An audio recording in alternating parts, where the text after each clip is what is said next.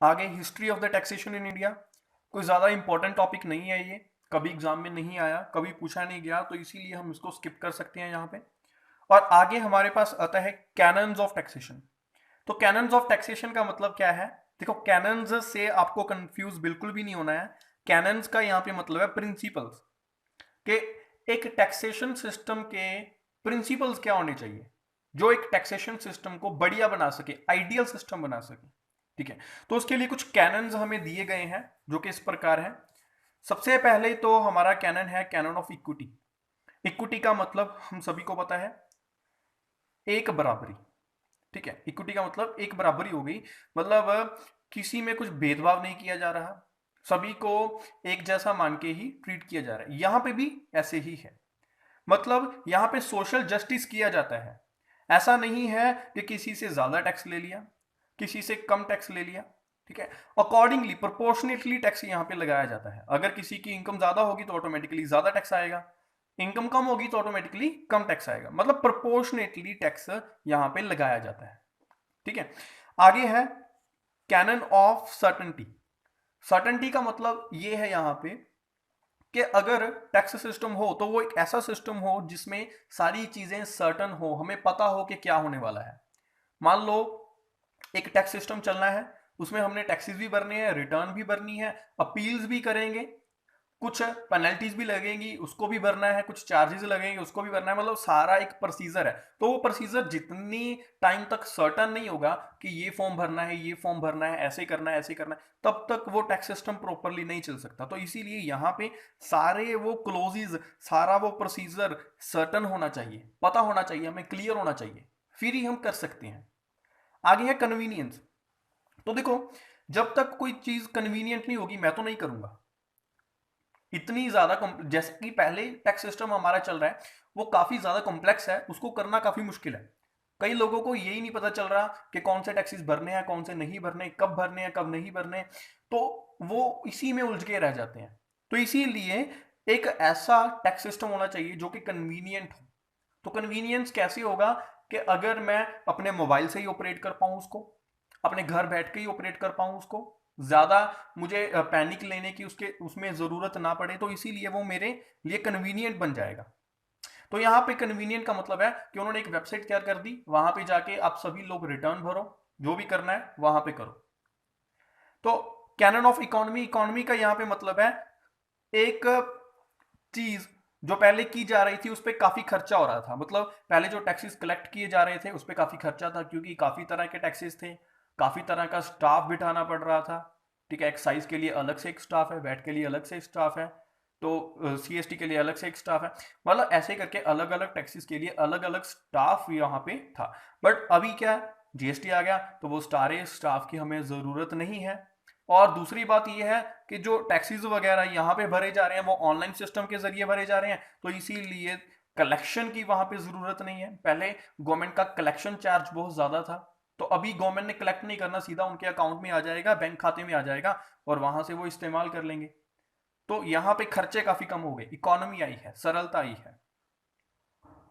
अगला जो प्रिंसिपल है वो है कैनन ऑफ प्रोडक्टिविटी, मतलब प्रिंसिपल ऑफ प्रोडक्टिविटी। तो एक टैक्स सिस्टम हमारा इतना कुशल होना चाहिए कि वो हमें, अगर कभी लॉस होता है, कभी कोई कॉन्टिजेंसी क्रिएट होती है, तो वो हमें पैसा जनरेट करके दे पाए, पैसा जनरेट करके वो सरकार के भंडार को भर पाए, ताकि वो उस कॉन्टिजेंसी से लड़ पाए। ओके, तो इसीलिए कोई भी शॉर्टफॉल, कोई भी डेफिसिट होता है तो उसको वो पूरा कर पाए, ऐसा एक टैक्स सिस्टम होना चाहिए। आगे है कैनन ऑफ इलास्टिसिटी।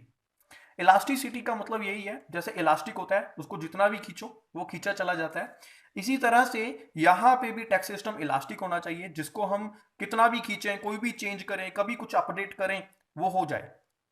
ऐसा ना हो वो रिगिड सिस्टम हो, उसमें कभी अपडेट ही ना हो। यहाँ पे अगर सिचुएशन में लगेगा कि कम टैक्सेस से चल रहा है तो कम टैक्स ले लो, अगर लगता है ज्यादा टैक्स से चलेगा तो ज्यादा टैक्स लो, इस हिसाब से चलेगा।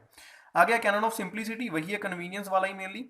तो यहाँ पे सिंप्लिसिटी होनी चाहिए, एक सिस्टम रिटर्न भरने का, एक सिस्टम कलेक्शन का, एक सिस्टम पेमेंट का, एक सिस्टम अपील का, एक सिस्टम पेनल्टी का, एक सिस्टम उसको चार्ज करने का, एक सिस्टम रजिस्ट्रेशन करवाने का, अपडेट करवाने का, कैंसिलेशन करवाने का। तो ये सारे सिस्टम क्लियर होने चाहिए, सिंपल होने चाहिए, ताकि एक लेमैन उसको अच्छे तरीके से कर पाए।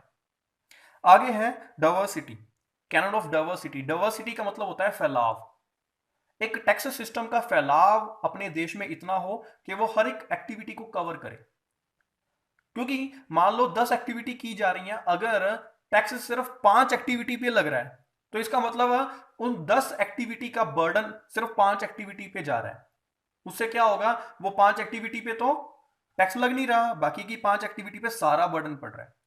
ठीक है, तो यहाँ पे गवर्नमेंट क्या, मतलब यहाँ पे ये प्रिंसिपल क्या कहता है कि उन 10 की 10 एक्टिविटी पे थोड़ा थोड़ा टैक्स लगना चाहिए, ताकि खजाने भी भरे रहें और सभी पे बराबर, मतलब एवरेज बर्डन पड़े, किसी पे ज्यादा बर्डन ना पड़े। इसके बाद न्यूट्रलिटी। न्यूट्रलिटी का मतलब होता है जीरो वैसे। ठीक है, नल। नल का मतलब नो इम्पैक्ट। यहां पे जो टैक्स सिस्टम लागू होगा उसका हमारी इकोनॉमी में ज्यादा इंपैक्ट ना पड़े। साइड इफेक्ट, जैसे कहते हैं ना, कोई गोली लेते हैं उसका साइड इफेक्ट पड़ता है, तो यहाँ पे कहते हैं उसका साइड इफेक्ट ना पड़े।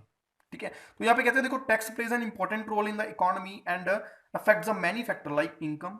इनकम को इफेक्ट करता है, एम्प्लॉयमेंट को इफेक्ट करता है, प्रोडक्शन को, तो इन सारी चीजों को इफेक्ट करता है। So, canon of the neutrality believes that the tax system should not distort the working of the market mechanism. उसको वो खत्म नहीं करेगा, उसमें वो हस्तक्षेप नहीं करेगा। So the taxes should not produce any adverse effect in the economy. वो adverse effect, वो side effect नहीं डालेगा। ठीक है, उसके गुड इम्पैक्ट ही पड़ने चाहिए इकोनॉमी में, साइड इफेक्ट नहीं पड़ने चाहिए। वैसे हमें पता है कुछ ना कुछ साइड इफेक्ट तो पड़ेंगे, बट वो ज्यादा मतलब डेंजरस नहीं होने चाहिए इकोनॉमी के लिए। तो यहां पे वो टॉपिक है constitutional provision for taxation in India before GST. जो कॉन्स्टिट्यूशनल प्रोविजन, मतलब कॉन्स्टिट्यूशनल का मतलब यहां पे जो बांटा गया था सिस्टम, वो किस तरीके से बांटा गया था। मेनली यहां पे 3 डिवीजन दिखा रहे हैं, डिवीजन ऑफ पावर्स। तो डिवीजन ऑफ पावर्स में यहां पे सबसे पहले तो यूनियन लिस्ट, फिर स्टेट लिस्ट, फिर कंक्यूरेंट लिस्ट। यूनियन लिस्ट मतलब सेंटर की लिस्ट, स्टेट मतलब हर एक स्टेट की हो गई, कंक्यूरेंट मतलब दोनों की हो गई। देखो, यूनियन में सिर्फ सेंटर काम करेगा। सेंटर कैसे काम करेगा, central government has the powers to make the rules या मेक द लॉज। सिर्फ सेंट्रल गवर्नमेंट के पास ये राइट है कि वो लॉज क्रिएट करे, वो लॉज बनाए। स्टेट गवर्नमेंट में सिर्फ स्टेट गवर्नमेंट के पास है कि वो लॉज बनाए, कंक्यूरेंट में दोनों मिलकर लॉज बनाएंगे। यहां पे अगर यूनियन लिस्ट की बात करें तो कौन कौन से आ जाते हैं, थोड़े बहुत डिस्कस कर लेते हैं, थोड़े बहुत आपको याद रख लेने हैं, सारे याद नहीं रखने। सबसे पहले तो एंट्री नंबर 82, ये आपको याद रखने की जरूरत नहीं है, सिर्फ इतना याद रख लो, taxes on the income other than the agricultural income. जो एग्रीकल्चर इनकम लगती है उसको छोड़ दो, बाकी कोई भी इनकम उस पर टैक्स लग रहा है, वो किसका राइट है, मतलब सेंट्रल गवर्नमेंट का। सेंट्रल गवर्नमेंट को ही अमाउंट पे की जाएगी। तो एग्रीकल्चर का किसके पास है, स्टेट गवर्नमेंट के पास। ठीक है, एग्रीकल्चर हर एक स्टेट को बांट दिया गया कि अगर आपको लगाना है तो लगाओ, नहीं लगाना तो मत लगाओ। आगे है duties of the custom including the export duties, तो ये सारा कुछ इसी में आ जाएगा। आगे duty of the excise on the तंबाकू अदर गुड्स मैन्युफैक्चर्ड और प्रोड्यूस्ड इन द इंडिया। कुछ और प्रोडक्ट्स जो है उन पे कुछ एक्साइज ड्यूटी वगैरह लग रही है जो, ठीक है, पर्टिकुलर स्पेसिफिक रेट पे लगती है, वो सारा किसका मुद्दा है, सेंट्रल गवर्नमेंट का मुद्दा है। कॉर्पोरेशन टैक्स सेंट्रल गवर्नमेंट का मुद्दा है। इसी तरह taxes on the sale of the purchase of the goods other than the newspaper where the such sale और the purchase takes place in the course of the inter state trade और the commerce. Interstate आगे बताऊंगा क्या होता है। तो अगर inter state में कोई भी सेल परचेज हो रही है, किसका मुद्दा है, सेंट्रल गवर्नमेंट का मुद्दा है। इसी तरह से कोई भी taxes on the consignment of the goods where the such consignment takes place during the inter state trade. Inter state trade फिर वर्ड यहाँ पे आ गया। इंटर स्टेट का मतलब वैसे मैं थोड़ा बता देता हूँ। इंटर का मतलब होता है एक कंट्री से दूसरी कंट्री। ठीक है, इंटर का मतलब इंटर का मतलब मेनली यहाँ पे दो चीजें कवर की गई हैं। जैसे इंटरनेशनल हम कहते हैं ना, इंटरनेशनल फ्लाइट्स मतलब एक कंट्री से दूसरी कंट्री। यहाँ पे इंटरस्टेट मतलब एक स्टेट से दूसरी स्टेट, सिंपली एक स्टेट से दूसरी स्टेट। ठीक है, तो जब ऐसा कोई भी सेल या परचेज होगा एक स्टेट से दूसरी स्टेट, तभी वो सेंट्रल गवर्नमेंट का मुद्दा होगा। इसी तरह सर्विसेज सेंट्रल गवर्नमेंट का मुद्दा है, ये पहले की बात है। सर्विसेज सेंट्रल गवर्नमेंट का मुद्दा है जीएसटी से पहले। इसके बाद any other matter including the list of the 2, 3 and any other tax note mention in the list 2 and 3। कोई भी और मैटर जो कि लिस्ट 2 एंड 3 में इंक्लूड नहीं है, मतलब ये वाली लिस्ट में इंक्लूड नहीं है, या फिर उनसे अलग कुछ भी है, ठीक है, तो वो सारा कुछ लिस्ट वन में कवर हो जाएगा। आगे यहाँ पे है स्टेट लिस्ट, वैसे मैंने बताया था एग्रीकल्चर का मुद्दा स्टेट के पास है, अल्कोहल वगैरह ओपियम वगैरह ये सारे ड्रग्स का मुद्दा स्टेट के पास है, इसीलिए ये घपले करती है। और ये कुछ और मुद्दे जो हैं वो भी स्टेट के पास ही है, जैसे न्यूज़पेपर का मुद्दा इसी के पास है, ठीक है, न्यूज़पेपर का यही संभालती है।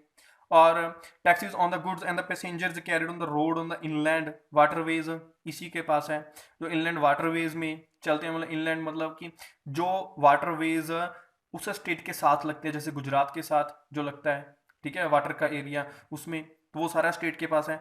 Tax on the professional trade and calling and employment ये सारा स्टेट के पास है। इसके बाद कंक्यूरेंट, कुछ मुद्दे कंक्यूरेंट में आ जाएंगे जो कि दोनों की सर्वसहमति से तय किए जाएंगे। ओके, जैसे कि जीएसटी अभी कंक्यूरेंट है, दोनों की सर्वसहमति से ही तय किया जाता है। ओके, आगे हमारे पास है क्लासिफिकेशन ऑफ टैक्सेस। तो देखो ये भी कहीं ना कहीं इंपॉर्टेंट है, इसीलिए आपको इसको भी अच्छे तरीके से याद करना है। जो भी चीजें इंपॉर्टेंट होगी मैं आपको बताऊंगा, अभी भी बता रहा हूं, बाद में भी एक अलग से वीडियो बना के आपको मैं बता दूंगा कि ये चीजें सारी इंपॉर्टेंट है, इसको पक्का से कर लो। तो यहाँ पे क्लासिफिकेशन ऑफ टैक्सेस, यहाँ पे सबसे पहले तो डायरेक्ट और इनडायरेक्ट, जो कि मैंने आपको पहले लेक्चर में स्टार्टिंग में बता दिया था, ठीक है, कि डायरेक्ट और इनडायरेक्ट में क्या भेद होता है, क्या डिफरेंस होता है, तो इसको आप एक बार पढ़ लेना। फिर भी एक बार मैं बता देता हूं, direct tax impact on your pocket directly which have been paid by you alone and you cannot transfer your burden on any other person।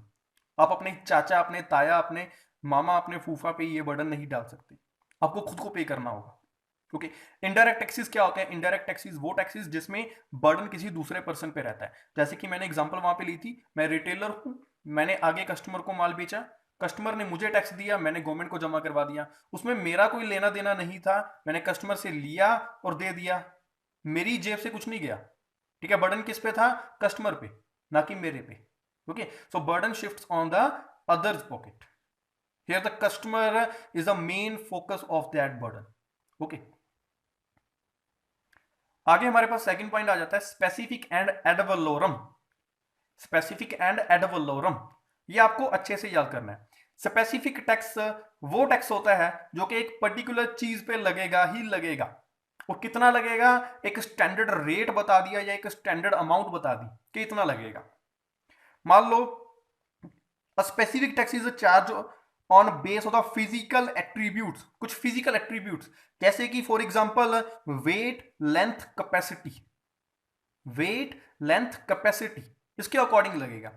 Example यहां पे दी गई है कि जो सिगरेट्स, सिगरेट तो आपको बताइए, सिगरेट जो मैन्युफैक्चर हो रही है उसकी लेंथ के अकॉर्डिंग टैक्स लगता है, जो कार का इंजन है उसकी कैपेसिटी के अकॉर्डिंग टैक्स लगता है।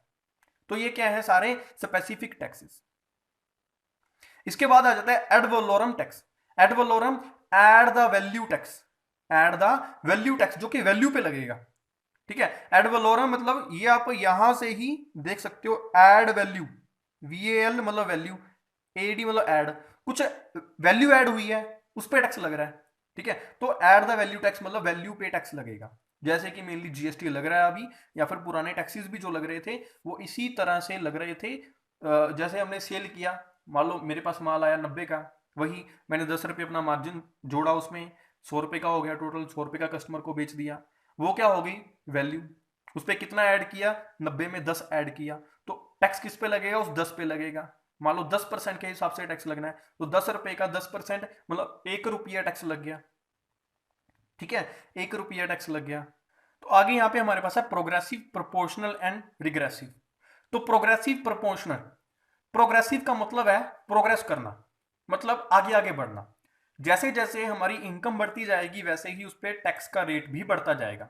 जैसे अभी टैक्स सिस्टम में चल रहा है कि मान लो एक पर्सन की इनकम अभी है 10 लाख, ठीक है, तो उसमें क्या होगा, पर्टिकुलर स्लैब्स बना दी गई हैं कि कैसे कैसे उसकी इनकम इंक्रीज कर रही है। मान लो पहले पे 5% लगेगा, फिर 20% लगेगा, फिर 30% लगेगा, तो इस तरह से स्लैब्स बना दी गई।